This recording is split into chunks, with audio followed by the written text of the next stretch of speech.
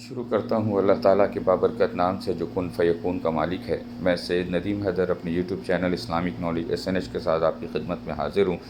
آج آپ لوگوں کے لیے جو ویڈیو پیش کر رہا ہوں اس کا تعلق سورہ طٰہٰ کی آیت نمبر 14، 15 اور 16 سے ہے، جس میں یہ بتایا گیا کہ جو لوگ اپنی خواہش کے تابع ہوتے ہیں ان کے اندر 3 طرح کے گناہ جو ہیں 7 ان کے ہوتے ہیں۔ نمبر 1 تکبر، نمبر 2 حرص، نمبر 3 حسد۔ تکبر کفر کو کھینچتا ہے، حرص نافرمانی کو کھینچتی ہے اور حسد ظلم کو کھینچتا ہے۔ یہ 3 چیزیں اس کو فنا کر دیتی ہیں اور اس کو جہنم میں لے جاتی ہیں۔ آئیے آگے سورہ کی طرف چلتے ہیں اور پڑھتے ہیں کہ مزید اس میں کیا بات بیان کی گئی ہے۔ اننی انا اللہ لا الہ الا انا فاعبدنی واقیم الصلاۃ لذکری۔ بے شک میں ہی اللہ ہوں، میرے سوا عبادت کے لائق اور کوئی نہیں، پس تم میری ہی عبادت کر اور میری یاد کے لیے نماز قائم رکھ۔ ان الساعۃ آتیۃ اکاد اخفیہا لتجزی کل نفس بما تسعی۔ قیامت یقیناً آنے والی ہے جسے میں پوشیدہ رکھنا چاہتا ہوں تاکہ ہر شخص کو وہ بدلہ دیا جائے جو اس نے کوشش کی ہو۔ فَلَا يَصُدُّنَّكَ عَنْهَا مَن لَّا يُؤْمِنُ بِهَا وَاتَّبَعَ هَوَاهُ فَتَرْدَىٰ۔ پس اب اس کے یقین سے تجھے کوئی ایسا شخص روک نہ دے جو اس پر ایمان نہ رکھتا ہو اور اپنی خواہش کے پیچھے پڑا ہو، ورنہ تو ہلاک ہو جائے گا۔ جب موت آئے گی تو یقین جانے کہ کچھ بھی کام نہ آئے گا۔ آپ کے دنیا سے جانے پر کسی کو کوئی فرق نہیں پڑے گا اور اس دنیا کے سب کام کاج جاری رہیں گے۔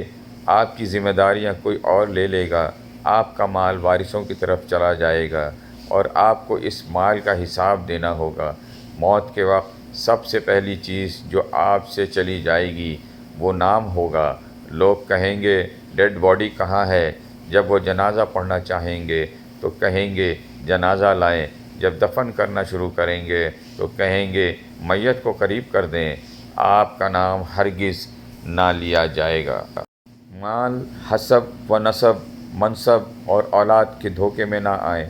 یہ دنیا کس قدر زیادہ حقیر ہے اور جس کی طرف ہم جا رہے ہیں وہ کس قدر عظیم ہے۔ آپ پر غم کرنے والوں کے 3 اقسام ہوں گے۔ نمبر 1 جو لوگ آپ کو سرسری طور پر جانتے ہیں وہ کہیں گے ہائے مسکین، اللہ اس پر رحم کرے۔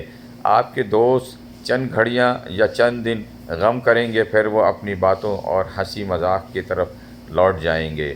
نمبر 3 آپ کے گھر کے افراد کا غم گہرا ہوگا، وہ کچھ ہفتے، کچھ مہینے یا 1 سال تک غم کریں گے اور اس کے بعد وہ آپ کو یادداشتوں کی ٹوکری میں ڈال دیں گے۔ لوگوں کے درمیان آپ کی کہانی کا اختتام ہو جائے گا اور آپ کی حقیقی کہانی شروع ہو جائے گی اور وہ آخرت ہے۔ آپ سے زائل ہو جائے گا آپ کا حسن، مال، صحت، اولاد۔ آپ اپنے مکانوں اور محلات سے دور ہو جائیں گے۔ شوہر بیوی سے اور بیوی شوہر سے جدا ہو جائے گی۔ آپ کے ساتھ صرف آپ کا اعمال باقی رہ جائے گا۔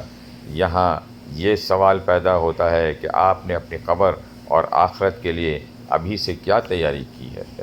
یہ وہ حقیقت ہے جو غور و فکر کی محتاج ہے، اس لیے آپ اس کی طرف توجہ فرمائیں کہ آپ کے فرائض کیا رہے، آپ نے نوافل کیا ادا کیے، پوشیدہ صدقہ کس طرح کیا، نیک اعمال کیا کیے، تہجد کی نماز ادا کی یا نہیں، اور اچھے اخلاق کی طرف شاید کہ نجات ہو جائے۔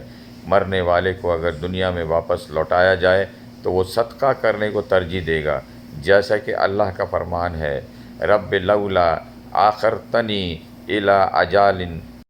وہ یہ نہیں کہے گا کہ میرا نماز ادا کر لو یا میں روزہ رکھ لوں یا میں حج اور عمرہ کر لوں۔ علماء کہتے ہیں کہ میت صرف صدقے کا ذکر اس لیے کرتی ہے کیونکہ وہ اپنی موت کے بعد اس کی عظیم اثرات دیکھتی ہے، لہٰذا زیادہ سے زیادہ صدقات و خیرات کریں، اور بہترین چیز جس کا آپ ابھی صدقہ کر سکتے ہیں وہ آپ کہ وقت میں سے 10 سیکنڈ ہے، آپ خیر خواہی اور اخلاص کی نیت کے ساتھ اس تحریر کو دوسروں تک پہنچائیں، کیونکہ اچھی بات کہنا بھی صدقہ ہے۔ اگر آپ اس تحریر کے ذریعہ لوگوں کو یاد دہانی کروانے کی کوشش کریں گے تو قیامت کے دن اسے اپنے ترازو میں پائیں گے۔ اللہ پاک آپ سب کو ہمیشہ خوش، تندرست اور اپنی امان میں رکھے اور لمبی عمر عطا فرمائے، آمین۔